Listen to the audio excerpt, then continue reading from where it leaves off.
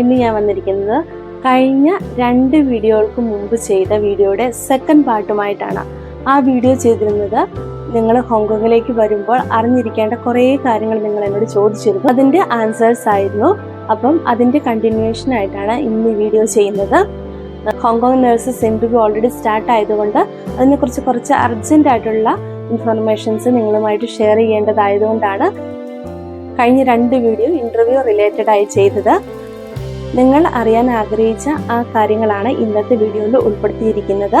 നിങ്ങൾ എന്നോട് ചോദിച്ച ചോദ്യങ്ങൾ ഇതൊക്കെയായിരുന്നു. ലൈസൻസ് എക്സാം എഴുതേണ്ടതുണ്ടോ? ഏജ് ലിമിറ്റ് എത്രയാണ്? ഇവിടുത്തെ എക്സ്പെൻസ് എത്രയാകും? ഇങ്ങോട്ട് വരണമെങ്കിൽ ടോട്ടൽ കോസ്റ്റ് എത്രയായിരിക്കും? റൂം റെന്റ് എങ്ങനെയാണ്? കുട്ടികളുടെ എഡ്യൂക്കേഷൻ ഫ്രീ ആണോ? ഡിപ്പെൻഡൻറ്റ് വിസയിൽ ഫാമിലിനെ കൊണ്ടുവരികയാണെങ്കിൽ ഇവിടെ വർക്ക് ചെയ്യാൻ സാധിക്കുമോ?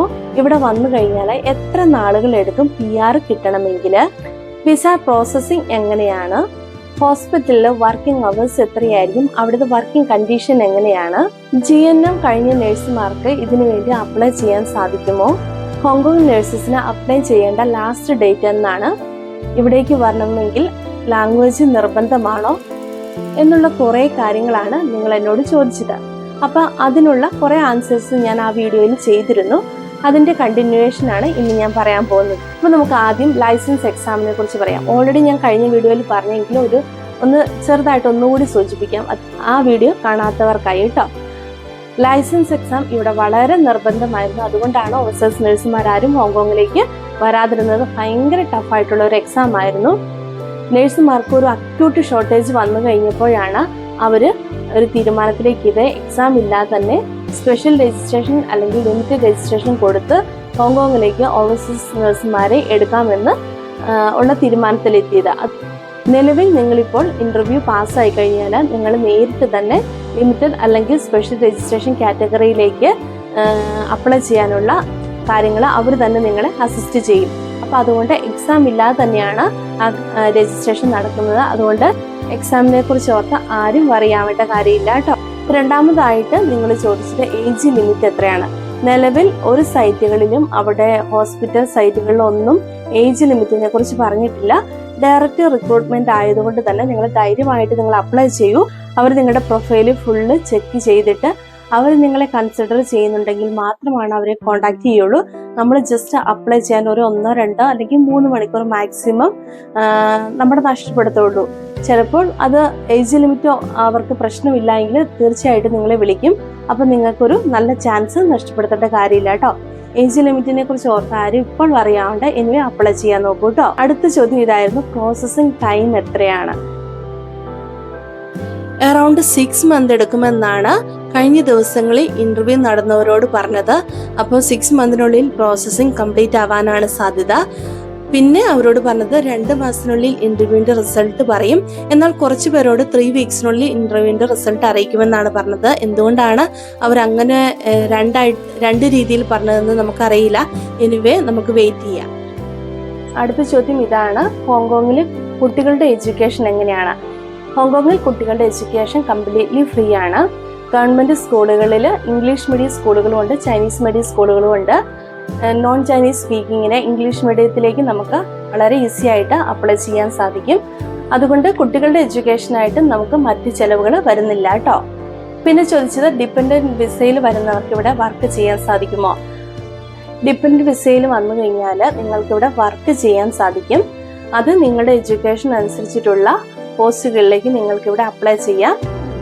എനിക്ക് ഏറ്റവും കൂടുതൽ കമന്റ് വന്നത് ഹോങ്കോങ്ങിൽ റൂം റെന്റ് എങ്ങനെയാണെന്നുള്ളതായിരുന്നു. അപ്പം അതിലേക്ക് ഞാൻ കടക്കുന്നതിന് മുമ്പ് ഒരു പ്രത്യേക കാര്യം പറയാം. വേൾഡിലെ തന്നെ ഏറ്റവും എക്സ്പെൻസീവ് ആയിട്ടുള്ള ഒരു സിറ്റിയാണ് ഹോങ്കോങ്. അപ്പൊ അത് കേട്ട ആരും പെട്ടെന്ന് ഞെട്ടിപ്പോണ്ട കേട്ടോ. അതിന്റെ ഏറ്റവും പ്രധാനപ്പെട്ട റീസൺ ആണ് റൂമുകൾക്ക് നമ്മൾ കൊടുക്കേണ്ടി വരുന്ന റെന്റാണ്. അതുകൊണ്ടാണ് ഹോങ്കോങ് ഇത്രയും എക്സ്പെൻസീവ് ആയിട്ടുള്ള സിറ്റി ആയി മാറിയത്. ഈ റെന്റ് മാറ്റി നിർത്തി കഴിഞ്ഞാൽ ഹോങ്കോങ്ങിൽ നമ്മുടെ ഫുഡ് എക്സ്പെൻസും അതുപോലെ തന്നെ ട്രാവൽ എക്സ്പെൻസും ഒക്കെ നമുക്ക് വളരെ അഫോർഡബിൾ ആണ്. നമ്മുടെ നാട്ടിൽ കാണുന്നത് പോലെയുള്ള വീടുകളോ അല്ലെങ്കിൽ ചെറിയ ചെറിയ അപ്പാർട്ട്മെന്റ്സുകളോ അല്ല ഇവിടെയുള്ളത്. ഇവിടെയുള്ളത് വലിയ കുറ്റനില ബിൽഡിങ്ങുകളാണ്. ഏകദേശം 75 നില വരെ ഉള്ള റെസിഡൻഷ്യൽ അപ്പാർട്ട്മെന്റുകളുണ്ട്. നിങ്ങൾ സിംഗിൾ ആയിട്ടാണ് ഹോങ്കോങ്ങിലേക്ക് വരുന്നതെങ്കിൽ ഒരു $6,000 തൊട്ട് ഒരു 7,000 അല്ലെ 8,000 വരെയുള്ള അപ്പാർട്ട്മെൻറ്റുകൾ നമുക്ക് കിട്ടും. അതായത് ഒരു 60,000 തൊട്ട് 80,000 വരെയുള്ള ചെറിയ അപ്പാർട്ട്മെൻറ്റ് എന്ന് പറയാൻ പറ്റില്ല, നമുക്കൊരു സിംഗിൾ റൂം ആയിരിക്കും. അവിടെ നമുക്ക് എല്ലാ സൗകര്യങ്ങളും ഉണ്ട്, കിച്ചൺ അടക്കം, ടോയ്ലറ്റ്, അതുപോലെ വാഷിംഗ് മെഷീൻ, എല്ലാ സൗകര്യങ്ങളോടും കൂടി നമുക്ക് കിട്ടും. എന്നാൽ ഫാമിലി ആയിട്ട് വരുന്നവർക്ക് അറ്റ്ലീസ്റ്റ് ഒരു 2 BHK എങ്കിലും നമുക്ക് വേണം, കുട്ടികളൂടി ഉണ്ടെങ്കിൽ. അപ്പോൾ അവർക്ക് ഇവിടെ കൊടുക്കേണ്ട റെൻ്റ് ഏകദേശം ഒരു $14 തൊട്ട് ഒരു $16 വരെയായിരിക്കും 2 BHK. പക്ഷേ എന്നാൽ ഹോങ്കോങ് ഐലൻഡ് എന്ന് പറയുന്ന മെയിൻ ആയിട്ടുള്ള സ്ഥലമുണ്ട്, അവിടെയൊക്കെ പഴയ കെട്ടിടങ്ങൾക്ക് അത്രയും റേറ്റ് വരില്ല. ഓരോ ഏരിയനെ ഡിപ്പെൻസ് ചെയ്തിട്ടായിരിക്കും റെൻറ്റ് കൂടുന്നതും കുറയുന്നതും. അപ്പം നമുക്ക് അങ്ങനെ നോക്കിയെടുക്കാനുള്ള പോസിബിലിറ്റീസും ഉണ്ട്. മറ്റുള്ള എക്സ്പെൻസുകളൊക്കെ വരുന്നത് നമ്മുടെ ഫാമിലിയിലെ മെമ്പേഴ്സിനെ ഡിപ്പെൻസ് ചെയ്തിട്ടായിരിക്കും. കുട്ടികളൊക്കെ കൂടുതലുണ്ടെങ്കിൽ അവരുടെ സ്കൂൾ ബസ് ചാർജ്, മറ്റുള്ള മിസ്ലേനിയസ് ചാർജ് അങ്ങനെയൊക്കെ വരുമ്പോൾ കുറച്ചുകൂടെ എക്സ്പെൻസ് ആവും. അപ്പോൾ അതൊക്കെ നോക്കിയിട്ട് വേണം നിങ്ങൾ ഡിസിഷൻ എടുക്കാൻ കേട്ടോ. പിന്നെ കുറച്ച് പേര് ചോദിച്ചു ഫാമിലി എന്ന് പറയുമ്പോൾ നമ്മുടെ പേരൻസിനെ കൊണ്ടുവരാൻ പറ്റുമെന്ന്. ഹോങ്കോങ്ങിലേക്ക് നമുക്ക് പേരൻസിനെ കൊണ്ടുവരാൻ സാധിക്കില്ല. ഒൺലി വിസിറ്റിംഗ് വിസയിൽ മാത്രമാണ് ഹോങ്കോങ്ങിലേക്ക് പേരൻസിനെ കൊണ്ടുവരാൻ സാധിക്കത്തുള്ളൂ. PR കിട്ടിക്കഴിഞ്ഞു കഴിഞ്ഞാൽ പേരൻസിനെ കൊണ്ടുവരുന്നതിൽ ഒരു തടസ്സവുമില്ല കേട്ടോ. പിന്നെ ഫാമിലിയൊക്കെ ആയിട്ടാണ് ഇവിടെ താമസിക്കുന്നതെങ്കിൽ മറ്റുള്ള രാജ്യങ്ങളെ പോലെ ഒരു വലിയൊരു ടാക്സ് കട്ടിങ് ഇവിടെ വരുന്നില്ല. അപ്പോൾ അതുകൊണ്ട് തന്നെ നമുക്ക് എത്രയാണെന്ന് പറഞ്ഞാലും ഹോങ്കോങ്ങിൽ സേവിങ്സ് ഉറപ്പാണ്. ഹൈ സാലറി ഉള്ള സ്ഥലമായതുകൊണ്ട് തന്നെയാണ് ഞാൻ ഈ പറയുന്നത് കേട്ടോ. കാരണം ഞങ്ങളൊക്കെ വർഷങ്ങളായിട്ട് ഇവിടെ താമസിക്കുന്നത് കൊണ്ട് ഞങ്ങളുടെ അനുഭവം വെച്ചിട്ട് പറയുവാണ്. കപ്പിൾസ് ആണെങ്കിൽ നിങ്ങളുടെ കൂടെയുള്ള ആൾക്ക് കൂടി നല്ലൊരു ജോബ് കിട്ടുകയാണെങ്കിൽ ഉറപ്പായിട്ടും നല്ല അടിപൊളിയായിട്ട് ഹോങ്കോങ്ങിൽ ജീവിക്കാം. ഇനി സപ്പോസ് നിങ്ങളൊരു അൺസ്കിൾഡ് ജോബാണ് ചെയ്യുന്നതെങ്കിൽ നമുക്ക് നഴ്സുമാർക്ക് കിട്ടുന്നത്ര സാലറിയോ അതിൻ്റെ പകുതിയൊക്കെ ആയിരിക്കും നമുക്ക് കിട്ടത്തുള്ളൂ. അപ്പോൾ അതുകൊണ്ട് നിങ്ങളുടെ ചെലവിനുള്ള പൈസ ഒരാൾക്ക് കിട്ടുന്നെങ്കിൽ ബാക്കി അത്യാവശ്യം നന്നായിട്ട് ജീവിക്കാൻ നിങ്ങൾക്ക് ഇവിടെ സാധിക്കും കേട്ടോ.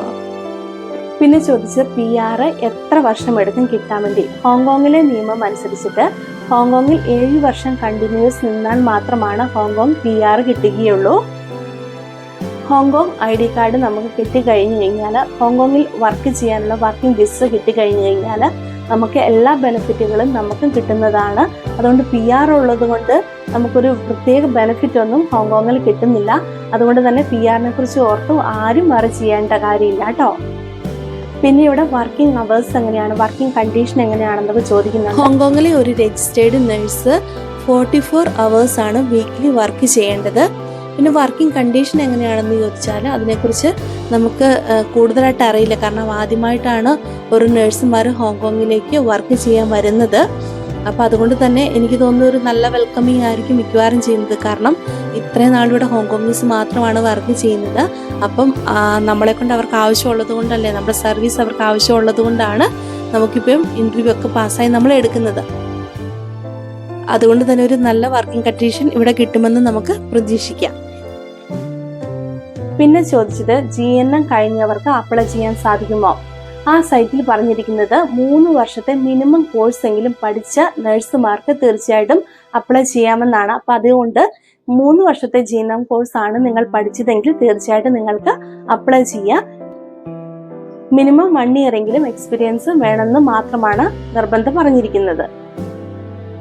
അടുത്തത് ചോദിച്ചത് അപ്ലൈ ചെയ്യാനുള്ള ലാസ്റ്റ് ഡേറ്റ് ആണ്. അതിൽ പറഞ്ഞിരിക്കുന്നത് 2025 മാർച്ച് മാസം വരെയാണ്. അപ്പം അതുകൊണ്ട് ഇനി അപ്ലൈ ചെയ്യാനുള്ളവർ തീർച്ചയായിട്ടും അപ്ലൈ ചെയ്യാൻ മറക്കണ്ട കേട്ടോ. പിന്നെ നിങ്ങൾ ചോദിച്ച ഒരു ചോദ്യമാണ് ഹോങ്കോങ്ങിൽ ഏത് ലാംഗ്വേജ് ആണ് സംസാരിക്കുന്നതെന്ന്. ഹോങ്കോങ്ങിൽ ശരിക്കും സംസാരിക്കുന്നത് ചൈനീസ് ലാംഗ്വേജായ കാൻഡനീസ് ആണ്. ചൈനീസ് സംസാരിക്കുന്നത് ചൈനീസ് ലാംഗ്വേജായ മാൻഡറിനാണ്. അപ്പം ഇത് തമ്മിൽ കുറേ വ്യത്യാസങ്ങളുണ്ട് കേട്ടോ. ഇത്രയും നാൾ ഹോങ്കോങ്ങിൽ ഒരു നേഴ്സായിട്ട് വർക്ക് ചെയ്യണമെങ്കിൽ ചൈനീസ് ലാംഗ്വേജ് നിർബന്ധമായിട്ട് അറിഞ്ഞിരിക്കണമെന്നുണ്ടായിരുന്നു. പക്ഷെ ഇപ്പോൾ നോൺ ലോക്കലി ട്രെയിൻഡ് നേഴ്സസിന് ഉള്ള റിക്വയർമെൻറ്റ്സിൽ അവർ പറഞ്ഞിരിക്കുന്നത് ഇംഗ്ലീഷ് ഫ്ലുവൻ്റ് ആയിരിക്കണമെന്നാണ്. അപ്പോൾ അതുകൊണ്ട് തന്നെ ഇംഗ്ലീഷ് നന്നായിട്ട് സംസാരിക്കാൻ അറിയുന്നവർ തീർച്ചയായിട്ടും ഈ ആപ്ലിക്കേഷൻ സബ്മിറ്റ് ചെയ്യാവുന്നതാണ് കേട്ടോ. പിന്നെ ഹോങ്കോങ്ങിനെ കുറിച്ച് അങ്ങനെ ആർക്കും അറിയില്ല. ശരിക്കും എല്ലാവരുടെയും ധാരണ ചൈനയിലാണ് ഹോങ്കോങ് എന്നാണ്.